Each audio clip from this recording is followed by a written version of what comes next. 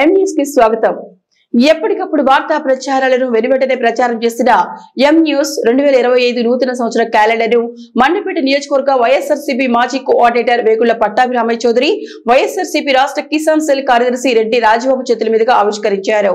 ఈ సందర్భంగా వైసీపీ నేతలు వేగుళ్ల పట్టాభిరామయ్య చౌదరి, రెడ్డి రాజబాబు మాట్లాడుతూ డిజిటల్ వార్తా ప్రచారాల ద్వారా ప్రేక్షకుల మన్ననలు పొందుతున్న ఎం న్యూస్ యాజమాన్యాన్ని అభినందించారు.